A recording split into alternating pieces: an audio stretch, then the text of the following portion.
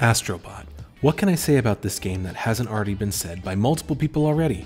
It's brilliant, it's fun, it's a blast to play through from start to finish. It's an homage to the PlayStation's 30-year lineage as a platform, and I could go on. But I'd like to deviate away from the obvious positives of this game and focus on a glaring issue that's present. As fun as this game is to play through, as much as I can and will sing its praises from start to finish, and as much as I love almost everything about it, including the cameos, I cannot help but feel that because of their presence in this game, it shined a spotlight in my eyes of just how monotonous Sony's titles that are available for PlayStation have become. PlayStation has been my primary gaming platform of choice for over 20 years now, and one thing that I would always praise them for was that with every new generation, you could expect new IPs, new characters, new stories, all while offering a diverse selection of titles that would appeal to a wide variety of players, both mainstream and niche. That has always been their strength as a platform holder up until recently. But one thing that's happened as a direct consequence of producing new titles with every generation is that SIE and their developers have abandoned many of their older IPs as time has marched onwards. Now there have been multiple reasons given depending on the franchise, or sometimes none at all. Alleged changes in market demands and conditions, poor sales, poor reception, studio closures or consolidation, developers wanting to move on and try something new, you name it. If you look at many of Sony's dead IPs, you'll find a wide variety of reasons behind their inactivity. The lost potential for all of these dormant IPs is only made worse by the fact that majority of Sony's current lineup for the PlayStation 5 and now the upcoming PlayStation 5 Pro all sort of fall within the same categories of games. Hyper-realistic, narrative-driven story games. Or as some of Sony's detractors will say, movie games and walking simulators. And to be honest, there's something to that. Titles like God of War, Ghost of Tsushima, Horizon Forbidden West, Horizon Zero Dawn, Remastered, The Last of Us Part 2, 1, the remakes, remasters, whatever they're calling them nowadays, Marvel's Spider-Man 1, Miles Morales and Part 2, and finally Demon's Souls. They all sort of look alike. ASTRO BOT is one of 3 platformers outside of those games, with the other 2 being Ratchet & Clank and Sackboy's Big Adventure, both of which were launch titles. 4 years in, a Pro console refresh on the way, and the bulk of Sony's titles look pretty much the same to the average player, with the exception of Astro, Sackboy, and Ratchet. And I guess Gran Turismo if you want to get hyper-technical. But in all fairness, Sony isn't the only one here. The industry as a whole has sort of traded risk and creativity for a more play-it-safe approach to game and software development. This is partially due, according to them, to the undeniable fact that games are taking longer than they ever have before to bring from concept to reality, and that they also cost more than they ever have, all while requiring record numbers of larger teams consisting of hundreds of people to bring these titles to a playable state. And that's assuming they're even playable when they launch. Ubisoft, Bethesda, I'm sort of looking at you guys on that. But it's not like the increases in costs associated with game development haven't yielded some worthwhile returns, because in many cases, we're seeing that these corporations that mention increases in costs and record spending are also reporting record revenue and profits at their annual shareholder meetings. So, what gives? Let's turn the attention back on Sony, because they're one of 3 companies who are in a unique position of not just developing games, they're a platform holder.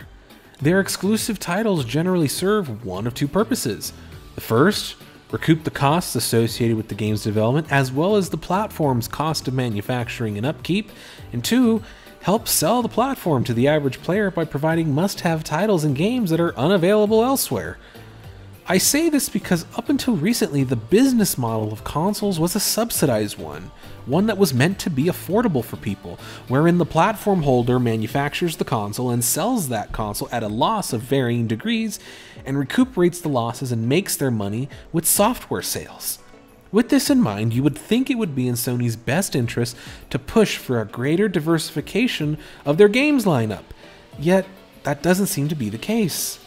I could be more understanding if it was a resource issue, but Sony is sitting on a literal mountain of dead, abandoned, and neglected IPs, not to mention the studios that made them that they shuttered, that plenty of players have been begging for the returns of for years. But instead we're getting a Horizon Zero Dawn remaster that nobody asked for, and several Last of Us remasters before that. Jak Daxter Sly Cooper, Little Big Planet, Tearaway, SOCOM, Killzone, Parappa, Ape Escape, Wipeout, Siphon Filter, Resistance, Motorstorm, Gravity Rush, Soul Sacrifice, Jumping Flash, Twisted Metal, Loco Roco, Concrete Genie, Patapon, Alundra, and Tomba are all further examples of dead and neglected IPs that have one of two things in common. One, Sony utilized them to help push hardware sales at some point, but are now wasting away in the bins of the back end of Sony's offices. And two, which ties back to the topic of this video, they probably made a cameo appearance in ASTRO BOT PS5 to remind us of that first thing. And on a side note, if we're being honest here, I am amazed that to this day, Ratchet & Clank has somehow managed to stick around for 4 Sony platform life cycles and counting, but the other 2 franchises that came around from the exact same period of time alongside him didn't. I guess all of us need to thank Insomniac for continuing to keep the Lombax around and relevant instead of focusing on whatever Marvel IP they're currently working on. Now, I understand that not all of these dormant franchises are going to be world-changing Helldiver 2 or Call of Duty level sales hits, but they also don't need to be. They just need to be middle-of-the-road, mid-tier games with budgets to match a middle-of-the-road sales figure, and to be frank, they just need to be better than Concord. If we look back to previous generations of not only Sony's, but home consoles in general, there were a lot of middle-of-the-road games that were a step above that of what we now call indie titles, but didn't quite have the resources and the budgets to match those of AAA games.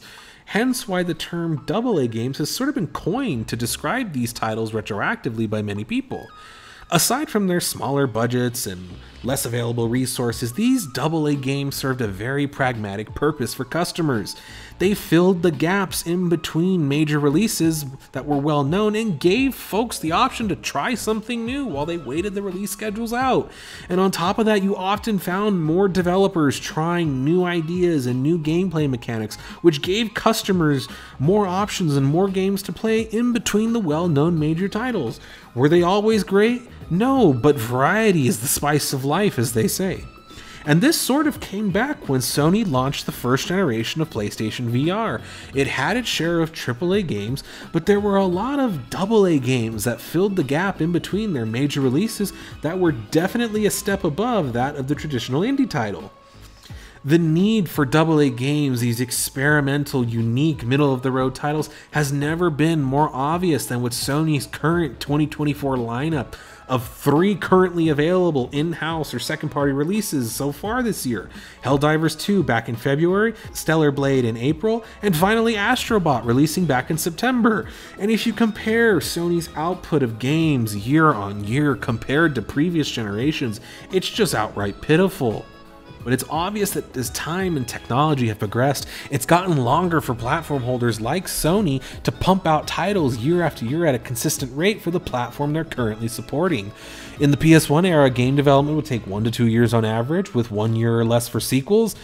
PS2 games often shared that development cycle, with some cases taking up to 3 years, but then came the PlayStation 3, and that exploded development cycles into 3 to 7 years per title on average, and that depended on the developer's knowledge of the cell broadband architecture, and whether or not the game in question was an original title or was a sequel that could utilize existing assets, which brought that time back down closer to the 3-year range.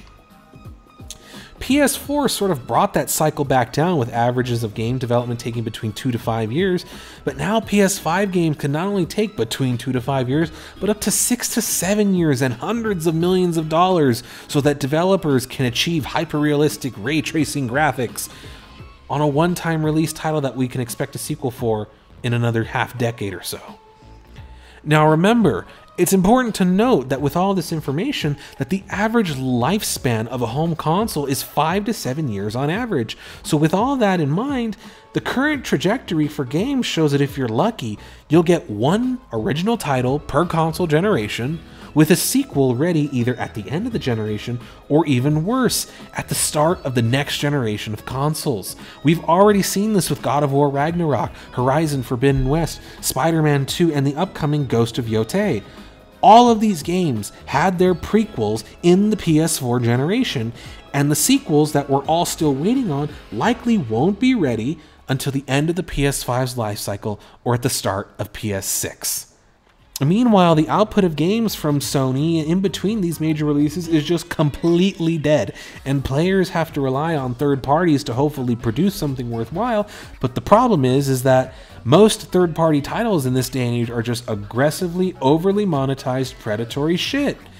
And it's only made worse, this entire situation is worse for those of you that don't particularly care for indie titles. So the question becomes, what the hell are you supposed to play in between well-established blockbuster releases? And that is what Astro Bot has done to me. It's reminded me of these dry spells in Sony's first-party release schedules, and it is entirely their own doing. They could be utilizing their unused IPs while supporting current franchises and games that are currently in development, and continue to foster the creation of new franchises that would bring so many new ideas and career opportunities to the table, which would be perfect considering we're living in an era where exclusive titles are on the decline, quality games are on the decline, the release schedules in between games are further and further apart, the costs associated with console gaming are higher than they ever been. PS5 Pro, I'm looking at you. We haven't seen a console this expensive since the 3DO launch back in the early 90s. And meanwhile, great games to play seem to be a thing that come around maybe once or twice a year, if we're lucky. The approach to diversifying the available games from Sony would also help their secondary platforms like PlayStation VR 2. As Sony struggles to support their primary platform, their VR platform, despite being an amazing technological marvel, is suffering from the same damn issue that the console it's tied to is: a lack of exclusive games and compelling software. But that could be a video in and of itself. So for now, while I finish up my platinum run for Astro Bot, all I can do is hope that Sony utilizes their arsenal of dormant IPs to help fluff up and diversify their games portfolio, because once that happens, if that day ever comes, everybody wins. There is more to play for everyone.